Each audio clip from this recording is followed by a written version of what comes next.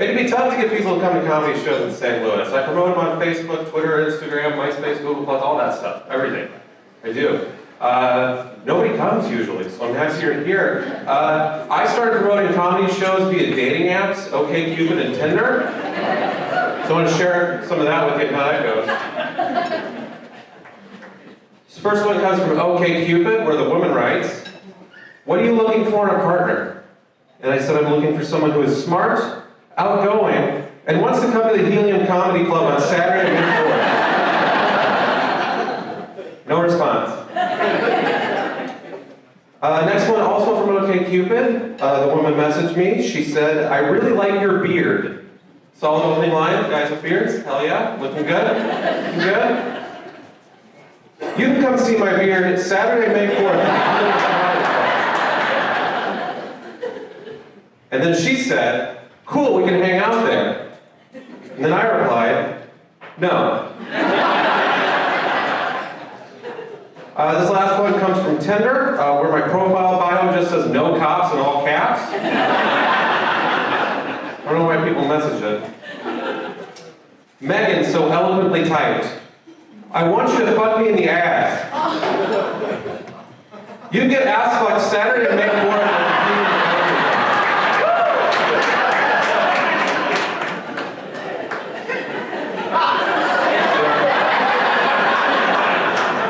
I'm looking for the picture. Is Megan here? Nobody's here? I don't even know why I'm on those apps. I don't understand the language kids are using these days online. I don't message kids on Tinder. That's what Instagram is for.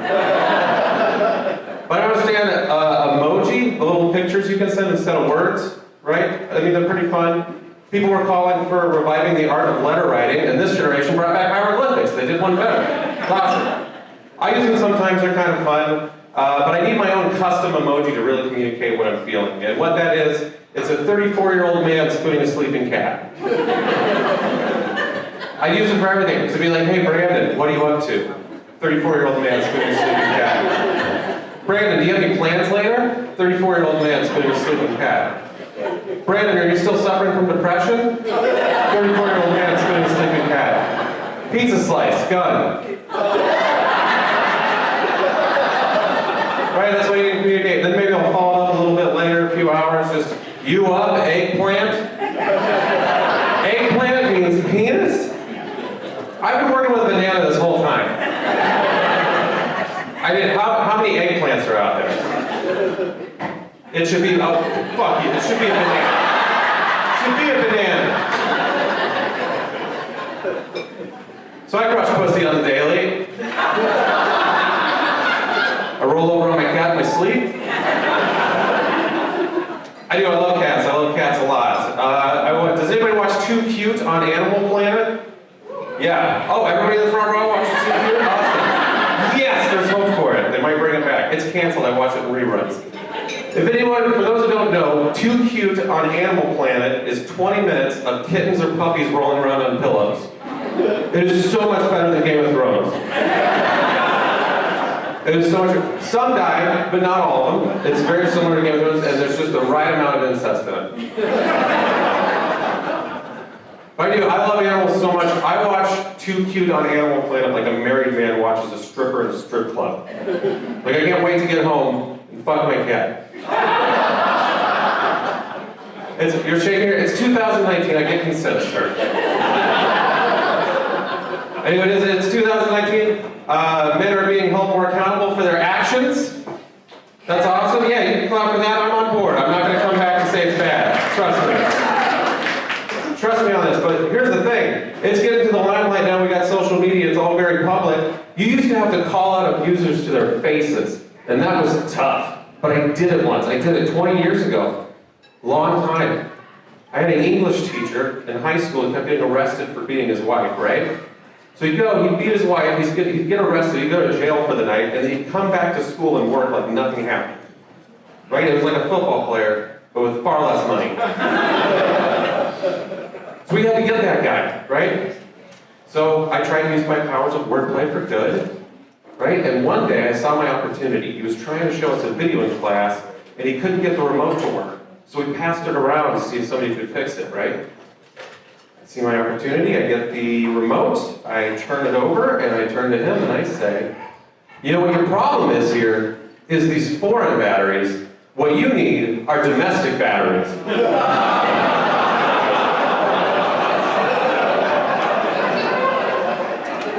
That guy left the room.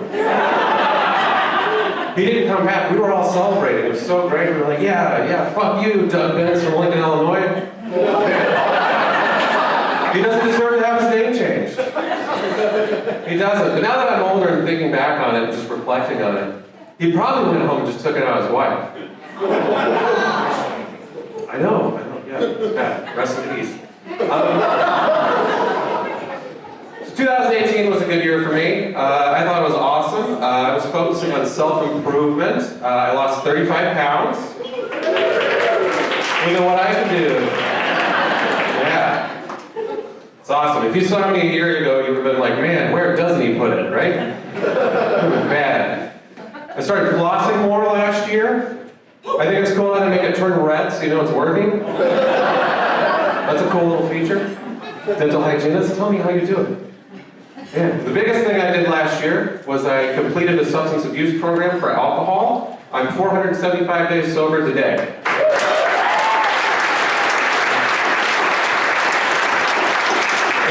Thank you. Your applause doesn't get my kids back. I didn't really want it anyway. It's fine, but I see lots of people drinking. Does everyone have a safe ride home? There's like 150 people in here. Feels like it should be better. You know, if you need a safe ride home, I think Uber's a good option. Uber's pretty great. But I think they should lean into that sober ride marketing more. They need an Uber drunk option. Because right now, when you pull up the app, you've got a few different choices. You've got UberX, which I think is the normal thing everybody takes. There's Uber XL, which I think is just for larger people. There's Uber Select, which used to be called Uber Black, but it kept getting pulled over more than the other Ubers. I didn't do it, the police did. But they need an Uber drunk option in that app. And the way that works is, let's say you're hammered at a bar, your friend hands you a phone, you slam your hand down on it, and a car shows up outside. Right? That'd be awesome. Inside that car, pound of scrambled eggs, pack of cigarettes, and then it drops you off at your ex's house. It's like, hey, that was kind of a good decision, but you should still face some consequences, you know? Anyway, that's $1 million idea. But I'm sober now, and I do kind of see more of a future for myself. I'm starting to think about trying to share it with someone. Is anyone here in love? All the people who didn't have a safe ride home. Okay, great. All those people. Nice DRI hat. I opened for them once. It was awesome. Thank you. You look great. Anyway, this story might inspire you. I want to tell you about the first time that I witnessed true love. I was on the megabus at 1 a.m. And if you don't know what the megabus is, it is a bus that you can drive to hell for $1. Okay? One time I saw a man eating a woman's hair on the megabus, sitting in front of him. You can look around the megabus and you can be like, man, I'm the valedictorian of this megabus. But anyway, we're on the road about 20 minutes, and I realized that the guy across from me is getting a hand job from his girlfriend. Like a literal ride or die bitch, right? So I take out my phone to take a picture. You know, and that's when I realized my flash was on. So that flash goes off, and then my entire life before I got in the megabus flashes before my eyes. Because I thought he was going to get mad, you know, and like try and beat me up, like just stand up with his pants around his ankles, start making threats. Don't make me come over there.